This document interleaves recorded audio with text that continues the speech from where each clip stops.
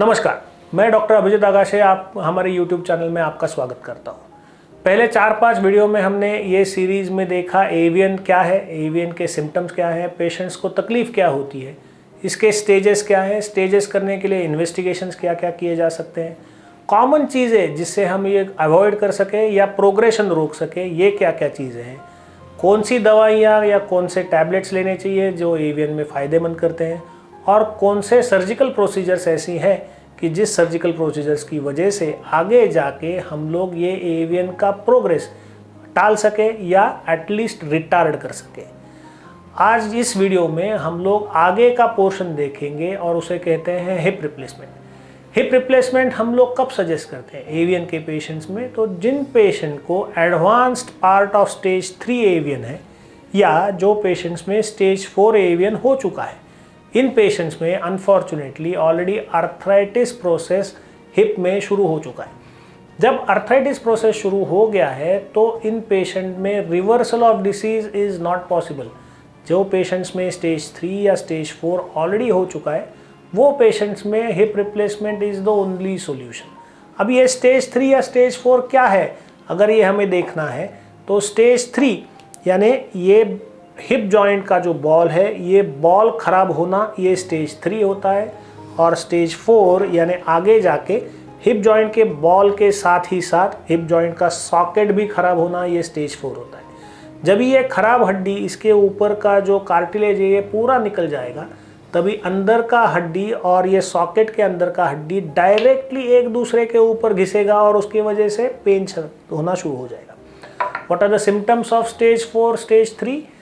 हर एक स्टेप जो आप चलोगे वो पेन करेगी।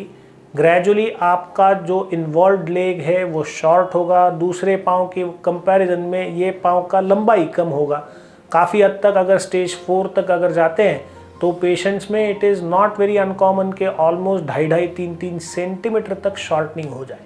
पेशेंट चलने में थोड़ा सा लंगड़ाते हुए चलेगा, शॉर्ट लिम गेट उसे कहा जाता है, शॉर्ट लिम गेट से चलेगा। अभी अगर आपको ऑलरेडी स्टेज 4 या स्टेज 3 एवीएन है तो उसको बचाने के लिए जो प्रोसीजर्स या जो मैंने मेडिकेशंस बोली हैं वो कोई फ़ायदे की नहीं। अभी इस टाइम पे आपको ज़्यादा से ज़्यादा कुछ पेन किलर्स दिए जा सकते हैं जिसकी वजह से आपको थोड़ा टाइम मिले जिससे आप आपका हिप रिप्लेसमेंट प्रोसीजर आप पूरा का पूरा प्लान कर सकें। अभी हिप रिप्लेसमेंट प्रोसीजर के बारे में बहुत कंसाइज में छोटा ही ये चीज़ बोलता हूँ। एक्चुअली हिप रिप्लेसमेंट करते हैं यानी हम लोग करते क्या हैं, तो अगर हम लोग ये मॉडल देखें तो इसमें आपको समझ में आएगा।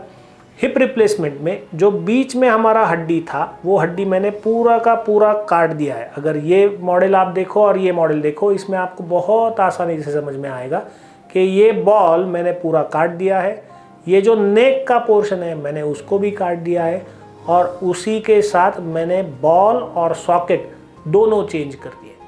अब ये बॉल और सॉकेट कैसे चेंज किया जाता है? तो ये जो सॉकेट है ये ऑलरेडी आपके हड्डी में ये छेद या एक खड्डा है ही, ये खड्डे का अंदर का जो खराब पोर्शन है उसे स्क्रैप करके निकाल दिया जाता है। स्क्रैप करके निकालने के बाद जो अंदर जो हड्डी रहेगा उसका डिफरेंट एंगल से मेजरमेंट्स लिया जाता है।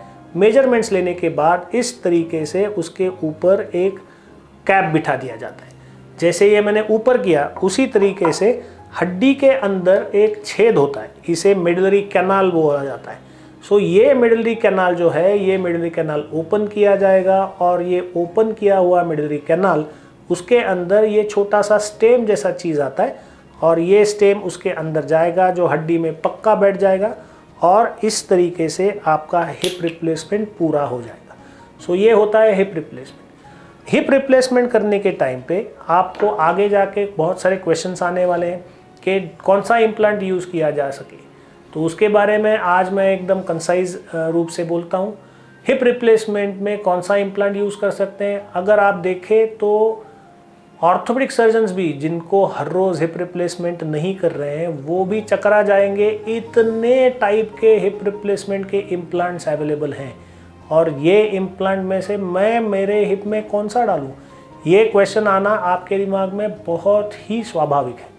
क्यों? क्योंकि हर एक इम्प्लांट का कुछ एडवांटेज है, हर एक इम्प्लांट का कुछ डिसएडवांटेज है। ब्रॉड कैटेगरी में अगर बोला जाए तो मैं हिप रिप्लेसमेंट का इम्प्लांट आपके लिए आसान करके बोलता हूँ।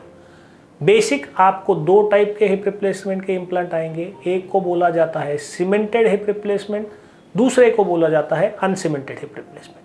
सीमेंटेड हिप रिप्लेसमेंट यानी पॉलीमिथिल मिथाक्रिलेट नाम का अलग टाइप का एक बोन सीमेंट मिलता है, व्हाइट कलर का या ग्रीन कलर का सीमेंट होता है।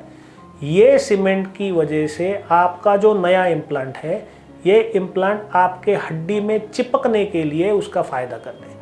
दूसरा टाइप का एक इम्प्लांट आता है, उसको बोलते हैं अनसीमेंटेड इम्प्लांट, जिसमें सीमेंट यूज़ किया नहीं जाता और उसके जगह अनसीमेंटेड या अलग टाइप के कुछ उसके ऊपर कोटिंग्स होती हैं। अगर ये इम्प्लांट आप ठीक से देखो तो अगर देखेंगे तो इस पे दिखाई देगा कि छोटे छोटे पोर्स हैं, छोटे छोटे छेद हैं।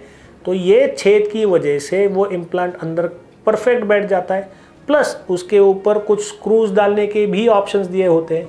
ये स्क्रूज की वजह से अगर मुझे लगता है कि इम्प्लांट बहुत अच्छा नहीं बैठ रहा तो मेरे हाथ में उसको स्क्रू डाल के और टाइट करने का भी चॉइस होता है। इसी के साथ में बेयरिंग सरफेस यानी एक्चुअली जो एक दूसरे के ऊपर चलने वाला है, उसमें भी बहुत सारी चीज़ें अवेलेबल है, जैसे मेटलॉन पॉली अवेलेबल है, सेरेमिकॉन पॉली अवेलेबल है और सेरेमिकॉन सेरेमिक अवेलेबल है। ये सारे टाइप के इम्प्लांट्स, ये सारे टाइप के प्रोसीजर्स हम अगले वीडियो में देखेंगे। इसी के साथ में हिप रिप्लेसमेंट करते वक्त कौन से टाइप से हिप रिप्लेसमेंट करें, ये भी देखना बहुत ज़रूरी है। अगर आपको हमारा वीडियो अच्छा लगे तो हमें शेयर, सब्सक्राइब और लाइक कीजिए। धन्यवाद।